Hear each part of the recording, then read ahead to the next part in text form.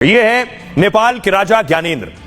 ये ज्ञानेंद्र को देख रहे हैं, वो भारत आए। अगली तस्वीर देखिए जरा, भारत आए तो देखिए राजा ज्ञानेंद्र खुद गोरक्षनाथ मंदिर गए थे। गोरक्षनाथ मंदिर में पूजा अर्चना की थी उन्होंने।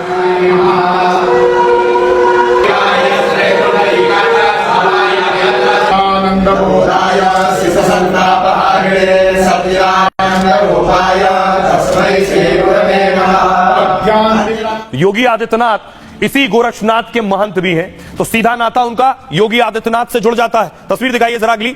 योगी आदित्यनाथ के साथ ये आप देख रहे हैं, राजा ज्ञानेंद्र ने योगी से मुलाकात की थी।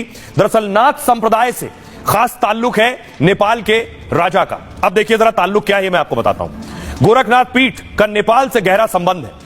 नेपाल में उन्हें दिव्य संत मानकर पूजा जाता है। नेपाल के राजा को गोरखनाथ से आशीर्वाद मिला था और उन्होंने नेपाल के पहले शाह वंश को अपना आशीर्वाद दिया था।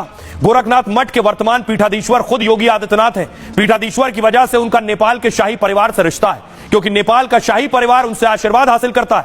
नेपाल का शाही परिवार गोरखनाथ के संतों को दिव्य संत के रूप में पूजता है। गोरखनाथ पीठ के महंतों ने नेपाल की राजनीति में मध्यस्थता की भूमिका निभाई है, मध्यस्थ की भूमिका निभाई है। महंत दिग्विजय नाथ ने नेपाल के राजा त्रिभुवन को सत्ता में स्थापित करने में मदद की थी। इसी परंपरा को योगी आदित्यनाथ और उनके गुरु महंत अवैधनाथ ने आगे बढ़ाया।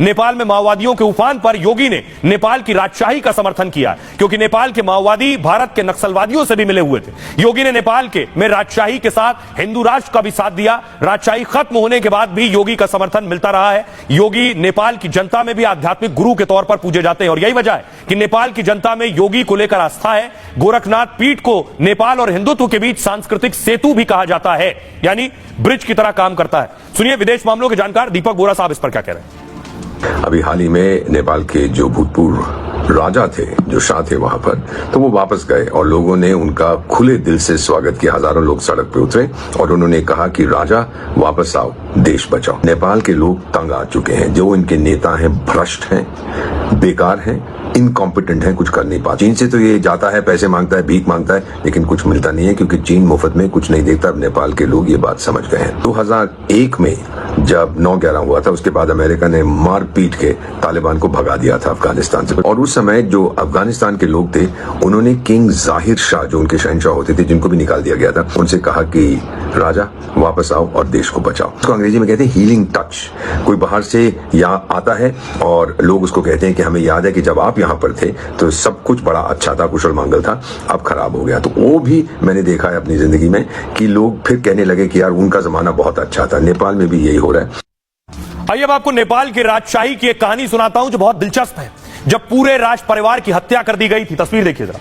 यह तस्वीर में आप देख रहे हैं वीरेंद्र शाह को, जो जिन्हें आप यूनिफॉर्म में देख रहे हैं, और वीरेंद्र शाह के बगल में उनके सुपुत्र खड़े हुए हैं। उनके सुपुत्र ने ही राजा वीरेंद्र शाह की हत्या कर दी थी, और न सिर्फ उनकी बल्कि पत्नी और भाइयों की भी हत्या कर दी थी। आइए आपको बताऊं कि आखिर ये हत्या के बाद हुआ क्या, हत्या क्यों हुई, क्या वजह थी जिसके बाद बहुत खराब स्थिति पैदा हो गई थी। ये आप देख रहे हैं।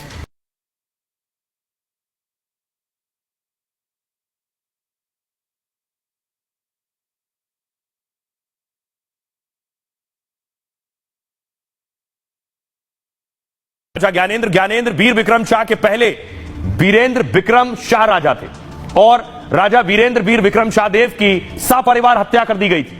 वीरेंद्र शाह की हत्या उनके राजमहल नारायण हिती में कर दी गई थी। दरअसल जिसे नेपाल समेत पूरी दुनिया में दरबार हत्याकांड भी कहा जाता है। नेपाल में दरबार हत्याकांड 1 जून 2001 को हुआ था, जिसमें राजा और रानी समेत 9 लोग मारे गए थे। ये सभी लोग राजा वीरेंद्र के परिवार के लोग थे।